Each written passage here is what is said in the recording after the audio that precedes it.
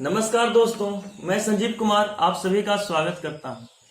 मेरा पिछला video corona कालीन ग्रामीण अर्थव्यवस्था को आप लोगों के द्वारा बहुत ही सराहा गया, इसके लिए बहुत बहुत धन्यवाद। उसी में एक कमेंट आया था कि मल्टीनेशनल कंपनियों का भारत में कम होना या ना होने के कारण के पीछे एक वीडियो बनाए। तो आज उसी के उपलक्ष्य में मैं एक वीडियो लेकर प्रस्तुत हूं, जिसका शीर्षक है मल्टीनेशनल कंपनियों का भारत की ओर रुख ना करके अन्य देशों की ओर रुख करना। जब कोविड-19 के कारण चाइना से बहुत सारी मल्टीनेशनल कंपनियां छोड़कर अन्य देशों की ओर रुख कर रही थी या रुख कर रही है, इस क्रम में भारत में चर्चा जोरों पर रही कि यह कंपनियां भारत को एक सुदृढ़ विकल्प के रूप में देखकर भारत में आएंगी। चूंकि आपको जानकर आश्चर्य होगा कि ऐसा नहीं है। कंपनियां भारत छोड़ करके या एक दुनिया की दूसरी सबसे बड़ी मार्केट भारत को एक विकल्प के रूप में ना देख करके कंपनियां साउथ ईस्ट एशियन कंट्री की ओर रुख कर रही है, जिसमें जो शीर्ष पर जो नाम आ रहा है वह वियतनाम, दूसरे नंबर पर थाईलैंड, तीसरे नंबर पर मलेशिया और फिर इंडोनेशिया। तो भारत को ना देखकर वियतनाम की ओर जा रही है, क्योंकि भारत दुनिया की तीसरी सबसे बड़ी अर्थव्यवस्था है पीपीई के आधार पर। वहीं वियतनाम 45वें स्थान पर आता है जीडीपी के मामले में, अर्थव्यवस्था के मामले में। तो इसमें जो नंबर 1 जो कारण है वह ease of starting a business और नंबर दूसरा ease of doing a business. तो नंबर 1 की बात करते हैं, ease of starting a business. Business को स्टार्ट करने के लिए कंपनियां को देश में 12 इन्वायरमेंटल मानकों पर खरा उतरना होता है और कागजी कार्रवाई पूरी करनी होती है। सरकार से संपूर्ण निर्णय मिल जाने के पश्चात कंपनियां देश में अपनी फैक्ट्री स्थापित करती है। क्योंकि भारत में अगर कंपनियां मल्टीनेशनल कंपनियां अपना कंपनी स्थापित करती है तो इसे भारत सरकार से 12 इन्वायरमेंटल मानकों पर इजाजत के साथ न्यूनतम 28 दिन की प्रक्रिया पूरी करनी होती है। और यह मैक्सिमम कितना दिन जाएगा इसकी कोई समय सीमा नहीं है। वहीं वियतनाम में 8 इन्वायरमेंटल मानकों के साथ मिनिमम 2 दिन और अधिकतम 28 दिन के अंदर यह कार्य पूर्ण हो जाता है, जिस कारण कंपनियां भारत को छोड़कर वियतनाम की ओर रुख कर रही है। क्योंकि वहां कागजी प्रक्रिया बहुत ही सरल है, क्योंकि भारत में यह काफी लचर पचर व्यवस्था है। दूसरी है ease of starting a business. जब बिजनेस स्टार्ट कर देती है कंपनियां तो उसे कई टैक्सेस पे करने होते हैं, जैसे बिजली की बिल, पानी के बिल या अन्य जो भी टैक्सेस हैं। तो इन टैक्सेस को पे करने के लिए वियतनाम जैसे देशों में उसे एक सिंगल विंडो में फ्रेम कर दिया है। एक ही जगह से सभी टैक्सेस पे हो जाते हैं और कंपनी स्थापित होने के बाद टैक्स कलेक्ट करने का कार्य वहां की गवर्नमेंट की होती है, ना कि उस कंपनी की। वहीं भारत में क्या है कि विभिन्न सरकारी कार्यालयों के माध्यम से वह टैक्स पे किया जाता है, जिस कारण कंपनियां दबाव में रहती है। क्योंकि भारत में समस्या थोड़ी भिन्न है। यहाँ कंपनियों को टैक्स पे करने के लिए विभिन्न सरकारी कार्यालयों के माध्यम से टैक्स पे किया जाता है और जिम्मेवारी पूर्ण रूप से कंपनियों की होती है, जिस कारण कंपनियां भारत में निवेश न करके वियतनाम की ओर या अन्य देशों की ओर अपना रुख कर रही है। तीसरा इंफ्रास्ट्रक्चर। जहां तक इंफ्रास्ट्रक्चर की बात है दोस्तों, तो भारत सरकार ने जो सड़क और पुल का बृहद पैमाने पर निर्माण गांव-गांव तक सड़क और पुल को पहुंचाने के लिए सन 2000 में कार्य करना स्टार्ट किया है। और वहीं वियतनाम में 1986 से ही यह कई योजनाएं लागू हैं, जिसके मध्य से वहां के सड़कों को सुदृढ़ किया गया है, जिसके फलस्वरूप वहां गांव-गांव तक सड़क और पुल की सुदृढ़ व्यवस्था हो चुकी है। क्योंकि भारत में ऐसा नहीं है। अगर कंपनियां भारत में निवेश करती है तो जनसंख्या अधिक होने के कारण शहरों में जमीन कम है, भूमि कम है, तो कंपनियों को जमीन सरकार मुहैया ग्रामीण क्षेत्रों में करवाएगी। और ग्रामीण क्षेत्रों में आज भी बिजली और सड़क और पुल की समस्याएं हैं, जिस कारण कंपनियां भारत की ओर रुख ना कर रही है। चौथा कारण है हेल्थ, लेबर, एजुकेशन और स्किल। जहां तक स्वास्थ्य की बात है तो निश्चित रूप से हम अन्य देशों के तुलना में हमारा क्रम काफी नीचे है स्वास्थ्य के क्षेत्र में। वहीं एजुकेशन और स्किल और लेबर। तो लेबर में चाइना के समतुल्य हमारी भी जनसंख्या है, इस कारण लेबर हमारे यहाँ बड़े पैमाने पर, बृहद पैमाने पर उपलब्ध है। चूंकि एजुकेशन और स्किल ना होने के कारण यह समस्या थोड़ी गंभीर हो चुकी है। अन्य देशों की तुलना में हमारे पास स्किल्ड लेबर नहीं है। ऐसा नहीं है कि बिल्कुल ही नहीं है, किंतु बहुत ही कम मात्रा में उपलब्ध है। हमारे देश में क्या होता है कि अगर कोई बच्चा इंटरमीडिएट करता है तो सबसे पहले सोचता है बीएससी कर लूं या बीए कर लूं, फिर किसी गवर्नमेंट जॉब में ट्राई कर लूं, जिस कारण हमारे यहाँ गवर्नमेंट जॉब के लिए भी बहुत ही ज्यादा मारामारी है और वहाँ भीड़ काफी बड़ी है। और उसके बाद सोचते हैं कि किसी वोकेशनल कोर्स कर करके एम्प्लॉयमेंट के लिए देखेंगे, जब तक बहुत देर हो चुका होता है। वहीं वियतनाम या चीन जैसे देशों में या किसी अन्य देशों में जहां मल्टीनेशनल कंपनियां बृहद पैमाने पर अपना पैर जमा चुकी है, वहां क्या है कि बचपन से ही एक वोकेशनल एजुकेशन बच्चों को प्रोवाइड की जाती है, जिसके अंतर्गत उसे एम्प्लॉयमेंट के लिए कहीं दूर भागना नहीं पड़ता है और कंपनियां आसानी से उसे हायर कर लेती है। पांचवा जो पॉइंट है वह है पॉलिटिकल व्यू और सोशल कंसर्न्स। हमारे देश में अगर कोई नई सरकार आती है तो वह पिछली सरकार की निर्णय को निरस्त कर देती है और बीच में कंपनियां पिस जाती है। और वहीं अगर कोई कंपनी अपना प्लांट स्थापित करना चाहती है तो उस लैंड के लिए बहुत सारे सामाजिक संगठन हाथ खड़े कर देते हैं, प्रोटेस्ट करने लगते हैं, जिस कारण कंपनियां बंद हो जाती है और मामला कोर्ट में लंबित चलते रहता है और कंपनियां को देश को छोड़कर बाहर जाना पड़ता है। वहीं अन्य देशों में क्या है कि पॉलिटिक्स और कंपनी बिल्कुल ही आइसोलेट है। कंपनियों को रेगुलेट वहाँ की प्रशासन करती है, न कि राजनीतिक तंत्र, जिस कारण वहाँ कंपनियों को विकास के लिए एक अच्छा एनवायरनमेंट मिलता है और वह किसी भी प्रकार से पॉलिटिकल कंसर्न में नहीं आती है। सिंगापुर, वियतनाम या जहाँ ज्यादा मल्टीनेशनल कंपनियां स्थापित हो चुकी है, वहाँ की न्यायालय की प्रक्रिया इतनी सुदृढ़ है कि जल्द से जल्द वहाँ निर्णय आ जाता है और कंपनियों का भी एक भरोसा रहता है कि जल्द से जल्द निर्णय आ जाएगा। क्योंकि भारत में कोर्ट में मामला लंबित हो जाने के बाद फिर वह कब तक खींचेगी कोई नहीं जानता है। अगर पॉलिटिकल कंसर्न्स की बात करें दोस्तों, तो कुछ उदाहरण मैं पेश करना चाहता हूँ। जैसे कि जब माइक्रोसॉफ्ट ने 2008 में नोकिया कंपनी को खरीदा तो मद्रास का सेटअप को छोड़ दिया, क्योंकि वहां टैक्स का पंगा चल रहा था। इसी के समतुल्य वोडाफोन और कांग्रेस गवर्नमेंट के बीच काफी लंबी संघर्ष चली रेट्रोस्पेक्टिव टैक्स के लिए। बाद में टेलीकॉम कंपनियां के अगेंस्ट में फैसला सुनाई कोर्ट ने। उसके बाद फिर रेवेन्यू शेयरिंग टैक्स की प्रॉब्लम लगातार बनी रही। और वहीं उड़ीसा में एक आयरन ओर का प्लांट स्थापित होना था, क्योंकि इतना अधिक प्रोटेस्ट किया वहां के लोगों ने कि वह प्लांट वहीं पर बंद हो गया और कंपनी छोड़कर चली गई।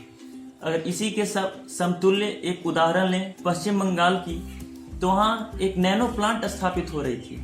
लगभग प्लांट पूरी तरह से स्थापित हो चुकी थी, उसका उद्घाटन होने में मात्र कुछ ही दिन शेष था। ममता बनर्जी ने उसका इतना विरोध कर दिया अचानक कि टाटा एंड सन्स को पूरी की पूरी सेटअप उठाकर वहां से लेकर जाना पड़ा। और इसी के समतुल्य मुंबई के एरिया फॉरेस्ट में भी कुछ ऐसा ही चल रहा है। तो चलिए दोस्तों, ये हुआ पॉलिटिकल कंसर्न। और वहीं अन्य देशों में पॉलिटिकल पार्टीज बिल्कुल ही आइसोलेट है कंपनियों के सापेक्ष में। और वहीं दूसरी सबसे बड़ी बात है सप्लाई चेन की। अगर कंपनियां चाइना छोड़कर दूसरे देशों की ओर रुख कर रही है और भारत को विकल्प के रूप में ना देखकर अन्य साउथ ईस्ट एशियान को देख रही है, तो इसका सबसे बड़ा कारण सप्लाई चेन है। जैसे एक उदाहरण लेते हैं, अगर एक ट्रक की कंपनी ट्रक बनाती है तो कंपनी पूरी की पूरी ट्रक का निर्माण ना करती है, बल्कि उसकी स्टीयरिंग, हेडलाइट, टायर, छोटे छोटे वेंडर्स जो कंपनी के आसपास स्थापित रहते हैं और उसका निर्माण करती है और वह कंपनी में भेजती है। असेंबलिंग, वेंडर्स, फिर सप्लायर, इस प्रकार एक चेन बना रहता है, तब जाके किस कंपनी का उसका मार्केट बनता है। अगर चाइना से कंपनियां उठकर दूसरे देशों की ओर जाती है तो उसे वहां से छोटे छोटे वेंडर्स को भी साथ लाना होगा। और वहीं अगर भारत की बात करें तो भारत और चीन के बीच की जो दूरी है वह जब कंपनियां छोटे छोटे वेंडर्स को साथ लेकर आती है तो उसे, यह है चाइना, यह है वियतनाम और यहाँ पर है स्टेट ऑफ मलक्का, भारत, और यह है भारत।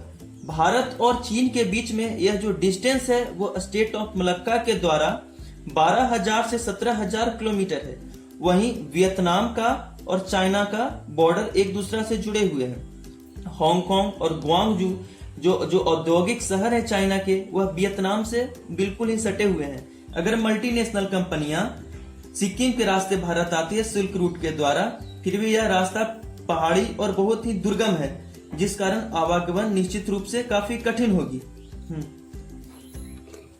वियतनाम अपने हो ची मिन्ह एक शहर को इतनी अच्छी तरह से उसको सुदृढ़ करके रखा है और वहाँ सारी आधारभूत संरचनाओं को पहले से ही व्यवस्थित करके रखा है कि अगर कोई कंपनी, मल्टीनेशनल कंपनी उसके देश में आना चाहती है तो तुरंत उसे जगह उपलब्ध करा सके। क्योंकि हमारे देश भारत में ऐसा किसी भी क्षेत्र को औद्योगिक शहर के रूप में या मल्टीनेशनल कंपनियों के आमंत्रण के लिए सुदृढ़ नहीं किया गया है या पहले से सुदृढ़ करके नहीं रखा गया है।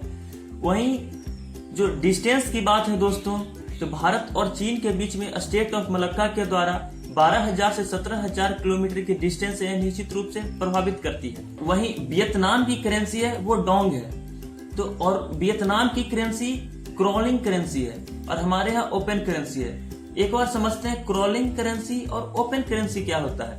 क्रॉलिंग करेंसी में सरकार फिक्स करके रखी है कि अगर $1 के बराबर 10 डोंग है तो मैक्सिमम 12 डोंग और मिनिमम 8 डोंग तक ही जा सकती है। क्योंकि भारत के संदर्भ में ऐसा नहीं है। अगर आज $1 के मुकाबले 75 रुपया है भारतीय रुपए, तो वहीं कल यह 100 रुपए भी हो सकती है और परसों 30 रुपए भी हो सकती है।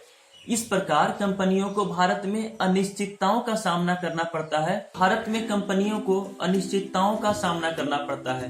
अगर आज उसे 75 रुपए पर $2 अमेरिकी डॉलर मिल रहे हैं, तो वहीं कल उसे $1 मिलने लगते हैं, क्योंकि उसका निवेश भारत में उतना ही रहता है। इस प्रकार कंपनियां हमेशा चिंतित रहती है और उसे नुकसान होने की संभावना रहती है, जिस कारण कंपनियां भारत की ओर रुख ना करके दुनिया की दूसरी सबसे बड़ी मार्केट इंडिया की ओर रुख ना करके साउथ ईस्ट एशियन कंट्री को विकल्प के रूप में देख रही है। सबसे अंतिम में जिस विषय पर बात करने जा रहे हैं दोस्तों, वह है जियोपॉलिटिक्स। इसे समझना अति आवश्यक है, थोड़ा विशेष ध्यान दीजिएगा। जब कोल्ड वॉर हुआ, शीत युद्ध हुई, उस समय अमेरिका लीड रोल में था। यूएसएसआर को घेरने के लिए अमेरिका ने चीन में बहुत ही ज्यादा निवेश किया। अमेरिका पहले से लेकर आज भी दुनिया की सबसे बड़ी अर्थव्यवस्था है। यूएसएसआर को काउंटर करने के लिए उसने चाइना को एक अच्छा विकल्प के रूप में देखा और वहां इतना निवेश किया कि भविष्य में आकर के चाइना एक सुपर पावर और सुपर मार्केट के रूप में उभर गई और अमेरिका को लताड़ दिया। और साउथ चाइना सी के साथ साथ एशिया सहित अन्य कंटिनेंट में भी अपने पैर पसारने लगी, जो अमेरिका को नहीं भा रहा है। वही अगर अमेरिका भारत में निवेश करने से भी हिचकिचा रही है, उसे लग रहा है कि अगर हम मल्टीनेशनल कंपनियों को भारत में भेजते हैं तो भविष्य में भारत भी अमेरिका हमें नाकार सकता है और हमारे पहलुओं पर न चल सकता है, क्योंकि भारत भी एक शक्ति के रूप में आने वाले समय में उभर सकता है और एक विकासशील देश है और दुनिया की दूसरी सबसे बड़ी मार्केट है और चीन के समतुल्य इसकी तीसरी सबसे बड़ी सेना भी है। साउथ ईस्ट एशियन कंट्रीज के साथ साथ जापान, सिंगापुर और साउथ कोरिया में यह एक्सपेरिमेंट पहले से ही कर रहा है, वहां निवेश कर रहा है ताकि चाइना को काउंटर किया जा सके। निश्चित रूप से वियतनाम या कोई थाईलैंड, ये कंट्री चाइना को काउंटर नहीं कर सकती है, लेकिन हाँ उसे रोकने के लिए हिम्मत कर सकती है। इस तरह से अमेरिका भारत में निवेश ना करके वह साउथ ईस्ट एशियन कंट्रीज में निवेश कर रही है ताकि साउथ चाइना सी में उसके चाइना के बढ़ते प्रभुत्व को रोका जा सके। यह एक जियोपॉलिटिक्स है जिसके माध्यम से भी, जिसके कारण भी भारत में कंपनियां ना आ रही है। तो आखिर भारत में मल्टीनेशनल कंपनियां आए और ज्यादा से ज्यादा भारतीय लोगों को रोजगार मिले, तो इसके लिए हमारी सरकार को, हमारी प्रशासनिक इकाई को क्या करना चाहिए? सबसे पहले लैंड एक्विजिशन, की सिस्टम को और आसान करना चाहिए और ईज ऑफ स्टार्टिंग का बिजनेस इसको कम करना चाहिए। इसमें जो मुश्किलें हैं उसे कंपनियों के लिए सुविधाजनक बनाना चाहिए। दूसरा, हेल्थ, लेबर, एजुकेशन और स्किल, ये चारों एक दूसरे से इंटरलिंक्ड है। भारत में वोकेशनल एजुकेशन और स्किल्ड एजुकेशन बचपन से ही मुहैया कराया जाए और उसका स्टार्टिंग प्रोसीजर के साथ साथ जो पॉलिटिकल व्यू है उसे कंपनियों से आइसोलेट करके प्रशासन के हाथों में दे दिया जाए, ताकि गवर्नमेंट चेंज होते रहती है जिस कारण कंपनियां बीच में तबाह हो जाती है और कंपनियों को इससे नुकसान ना हो। और जो चौथी जो सबसे बड़ी बात है वह है भारतीय न्यायालयों में जब किसी केस को दायर कर दिया जाता है तो यह कब तक खींचेगी इसकी कोई समय सीमा नहीं है। तो अतः इसे सुदृढ़ करने की आवश्यकता है, क्योंकि कंपनियों को भय रहता है कि अगर किसी एक मामले में भी अगर उस पर कार्रवाई या कोई शिकायत दर्ज हो जाती है तो उसका निराकरण में इतना समय लग जाता है कि या तो कंपनियां भारत छोड़कर चली जाती है या उसका कंपनी देश में बंद हो जाता है। इन पहलुओं पर सरकार को निश्चित रूप से विशेष ध्यान देना होगा और आधारभूत संरचना को सुदृढ़ करना होगा, इंफ्रास्ट्रक्चर को और भी ज्यादा बिल्ड करना होगा ताकि मल्टीनेशनल कंपनियां भारत की ओर अपना रुख करे और भारत में रोजगार के अवसर सृजित हो। बहुत बहुत धन्यवाद दोस्तों, आपने इतना समय दिया। अगर वीडियो आपको पसंद आया तो जरूर से जरूर दोस्तों को शेयर करें, लाइक करें, सब्सक्राइब करें। जय हिंद, जय भारत।